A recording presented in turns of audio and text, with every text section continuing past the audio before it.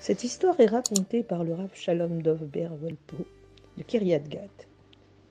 Il raconte que pendant l'été 1982, il a passé 3 mois en Amérique avec sa famille.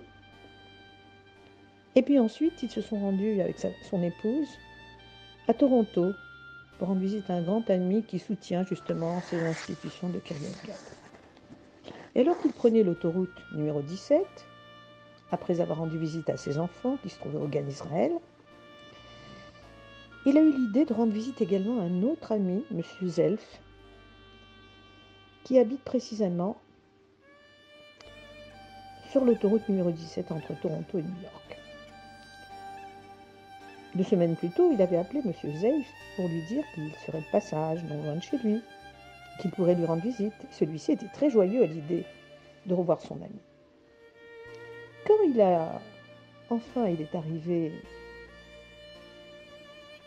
à Almira, le village où habitait M. Zelf, il a téléphoné pour dire à quelle heure il pourrait passer à la maison.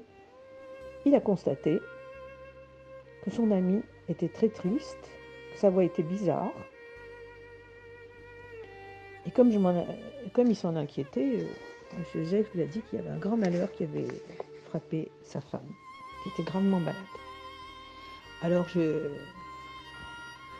Rav Shalom Dov Ber propose alors à M. Zelf de ne pas venir le voir, puisqu'il est, semble-t-il, il a des problèmes avec sa femme et peut-être que ça le dérange.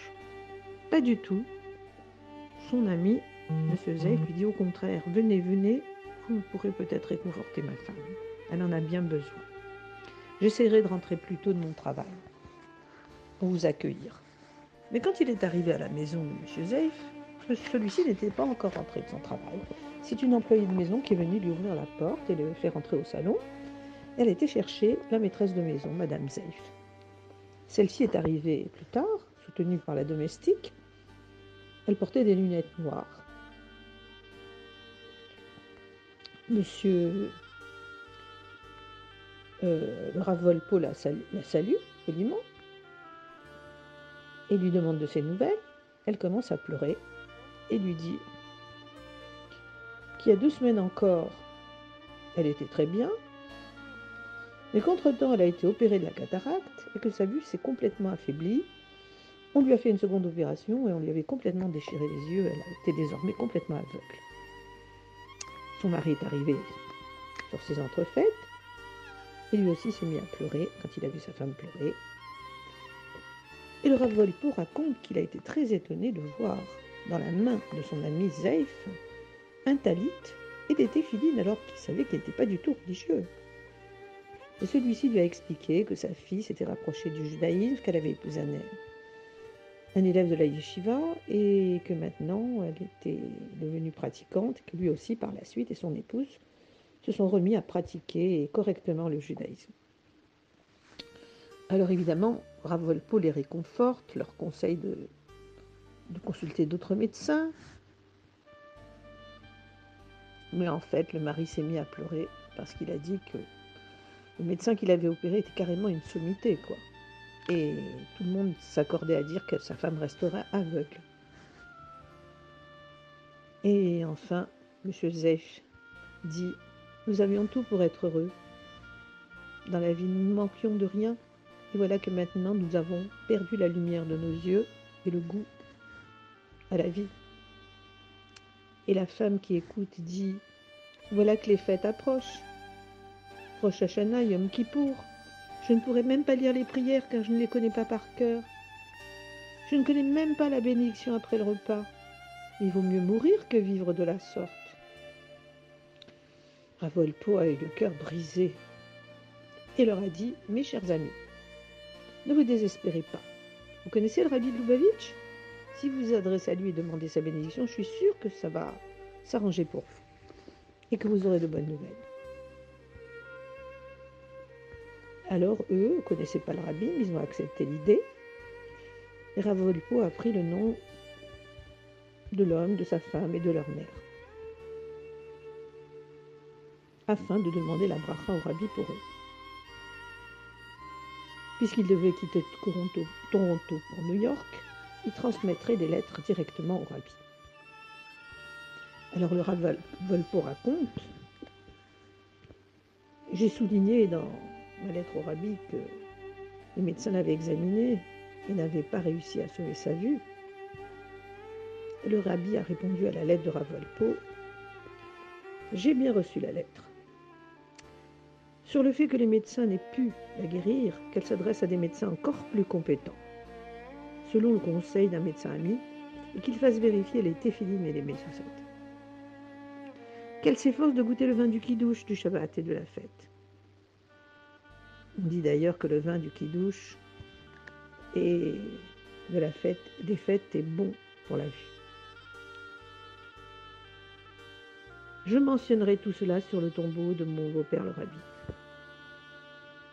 Alors, quand Rav Volpo a eu toutes ces réponses du Rabbi, il a téléphoné à M. Zeif en lui demandant de respecter tout ce qu'avait dit le Rabbi, que la guérison de sa femme en dépendait. À la fin du mois d'Av, le Rav Volpo est rentré en Israël. Puis à Hanouka, il était de nouveau à New York. Il a téléphoné à M. Zeif, qui était très heureux. Il lui a dit qu'après avoir reçu la réponse du Rabbi, il était parti avec son épouse passer quelques jours dans une maison de repos.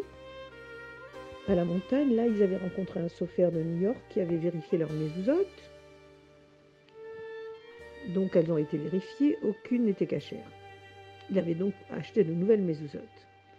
Rentrés chez eux, ils avaient consulté un médecin ami qui les avait dirigés vers 2 ophtalmologistes de réputation mondiale, l'un à Rochester et l'autre à Syracuse. Et comme celui de Rochester ne pouvait pas les recevoir tout de suite, ils ont opté pour celui de Syracuse, qui leur a fixé un rendez-vous dans l'immédiat.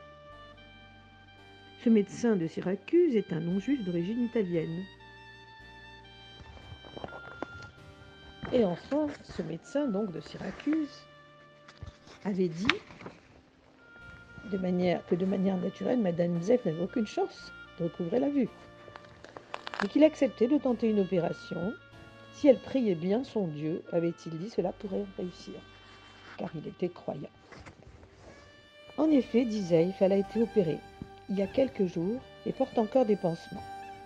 Mais le médecin affirme que l'opération a réussi. Elle ne pourra peut-être pas voir distinctement, mais au moins elle verra quelque chose. Et leur joie n'avait plus de limite. 6 mois plus tard, le Rav Volpo dit « Je me rendis à New York à l'occasion de la fête de la libération du 12 Tammuz. Et j'appelai M. Zeif.